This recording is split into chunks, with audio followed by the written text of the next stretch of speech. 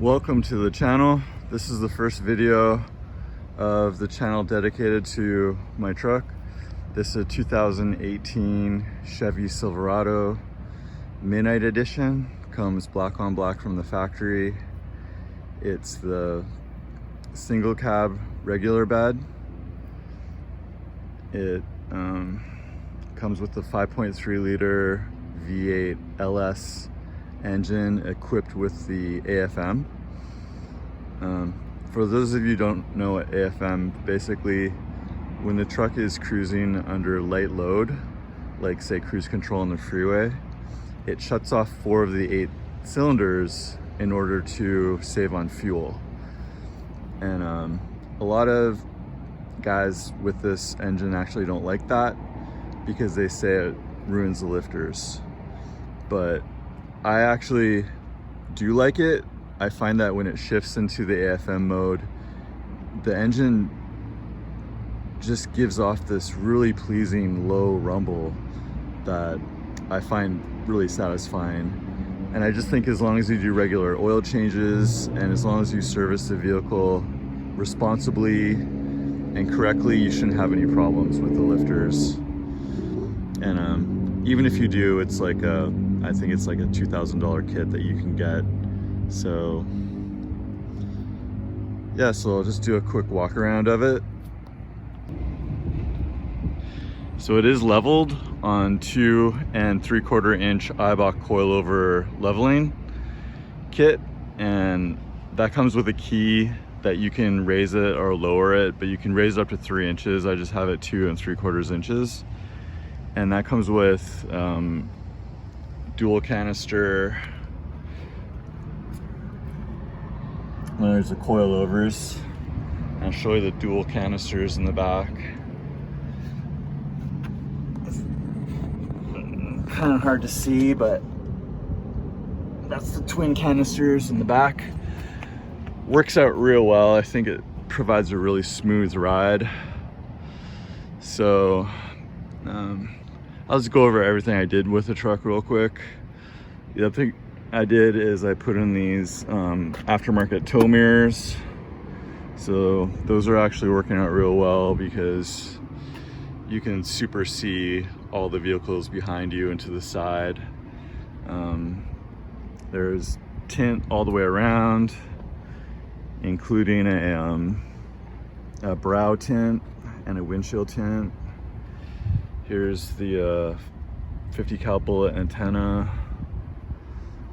that I got. It just eliminates that whip antenna that always seems to get bent, caught and everything. All right, coming around to the front, I got these cab lights just simply because I miss my diesel. It might be kind of silly putting cab lights on a 1500, but you know, I don't care. They're just cheap Amazon solar cab lights that don't require drilling, so I like the look of it. I mean, and then just walking around to this side, get you a good view from the other side of the truck. So I got this distressed kind of American flag bald eagle design. That's just a decal that goes on the back window. And then it's kind of hard to see, but these are matte black distressed We the People American flag decals on the side. I'll move back and forth, see if you can see that. But I just wanted to be kind of you know, subtle. The tires themselves are Nitto 420V 305 5520s on stock wheels with 1/4 inch hub-centric spacers.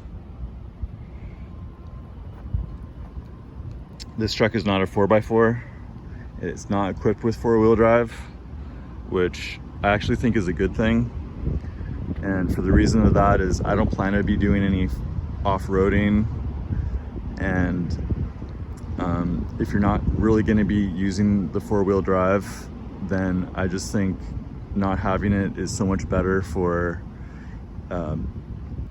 ease of maintenance, less to go wrong, just less to have to worry about, less to service, overall less headaches and less money. But that being said, it is equipped with the tow package, and I just have a hitch cover on over the hitch right now. And then whenever I bought the truck, when you open the tailgate, it would just come crashing down like really violently. So I had a hydraulic lifter installed. So now when you open it, it just smoothly opens like that. And of course the backflip tonneau cover, and I just keep all my bug out camping gear in here.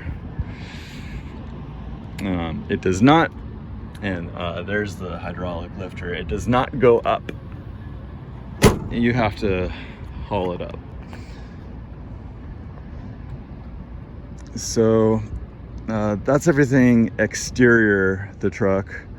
Underneath, I do have the stock muffler deleted, and this truck has the Flowmaster Outlaw muffler on there, and it also has a resonator delete, and I'll include a video of a cold start.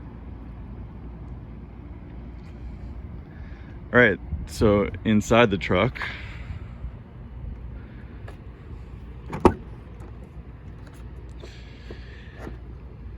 we got just the stock cloth seats under these pleather seat covers that I put on, working out real well.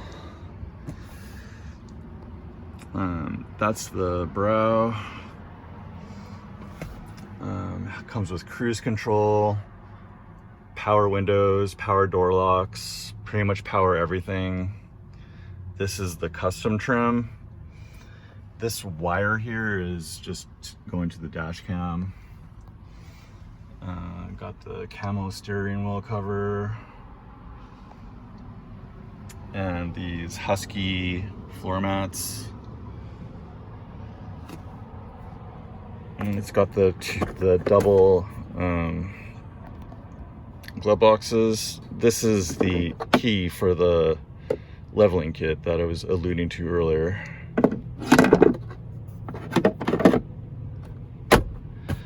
And I'll show you the driver's side.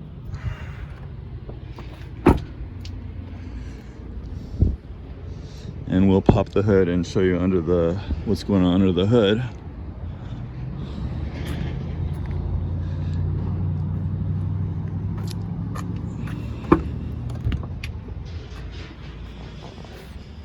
So anyway, there's the cluster. It does just have a little over 63,000 miles on it.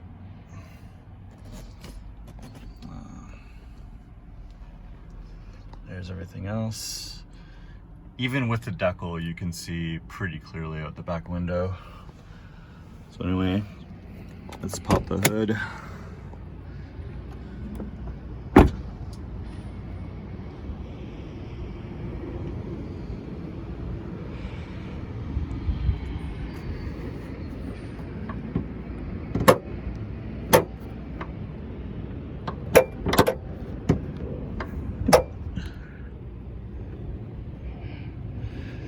So, like I said, it does come equipped with the 5.3 liter V8 LS engine.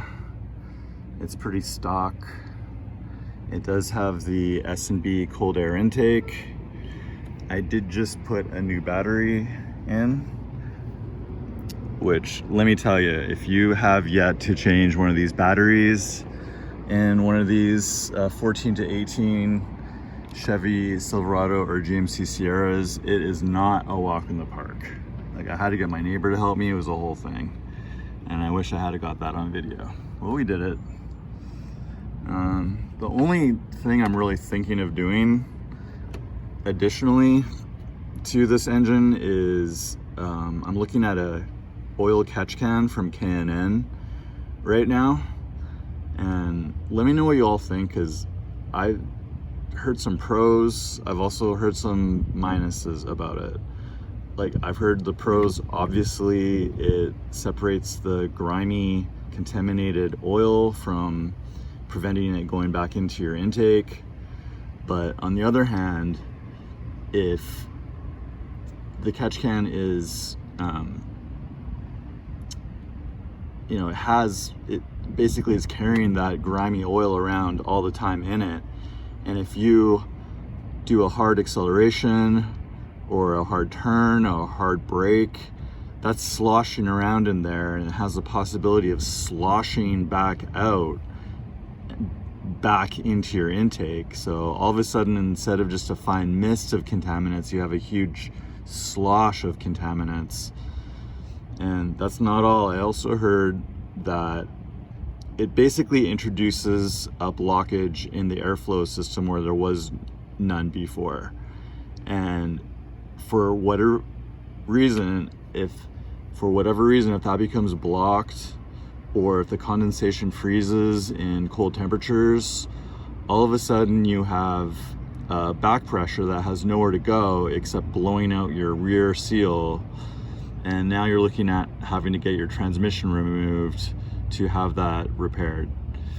So I don't know if the minuses overweigh the pros. I saw a video of another guy installed a catch can on his 6.2 and it was like hissing like crazy. Some kind of a vacuum leak. So I don't know, what do y'all think? Are these catch cans really all that they're made out to be, or are you just better off without one? I really don't know. The other thing I want to say about this engine is it does call for 0W20 engine oil, right? Now, the 6.2 versions of these trucks were blowing up and having major problems and getting recalled, and GM issued a fix for it. And their fix was basically to go to a heavier weight oil, like think 530 or 1040, I can't remember which. So a lot of guys now with these 5.3s are like, hey, well, if they're recommending going to a heavier weight, that must only be a good thing. So they're going to 530 or 1040. I was in that camp. I was all ready to go switch to 530 on my next oil change. But I'll tell you what, I learned, or I was made to realize, that these lifters in these engines have very small oil passages in them. And you need a lightweight oil to be able to properly lubricate those. If you start messing around with heavier weight oil that goes against what these engines are designed for, you could really mess up your lifters. You could be potentially looking at like a $2,000 or $3,000 fix. So even though I was all ready and set to move to a heavier weight oil, I am like, no way, no chance am I moving to that heavier weight oil anymore. Anyway, yeah, that's the truck. The things I have planned to do to it are, there's a kit that you can get to paint the brake calipers red. So that would give it a little splash of subtle red behind the tires, behind the wheels. So I'm seriously wanting to do that. And the other thing I've done is, it's on order. I have a exhaust tip from TKO, and I'm not sponsored or anything, but they sell a hexagonal black exhaust tip that's 7 inches, and it has a red American flag stamped on the back of it too. So if I were to do that, brake calipers, that would just tie in the red theme all together. And the other thing I'm debating doing is changing out these taillights, whether just having them tinted or doing aftermarket taillights. I can't decide which, but at the same time, I like these taillights. I think they look pretty good the way they are. I'm not really inclined to change anything about the taillights unless I see an example that I think is really a big improvement. But until then, I don't know, it's not the first thing on my list. That company that sells those hexagonal tips, they also sell custom badging. So where this chrome Silverado is, that could potentially be removed, and it could have, say, red on black badging that ties more of the red color in. And right now I'm thinking that this truck's name is Black Panther, so I could have that where the Silverado is in red lettering that says Black Panther. What do y'all think of that? If you like this video and if you like this content, go ahead and like it and subscribe for more and share it, and I hope there's going to be more to come. Thank you for watching, and I'll see you later.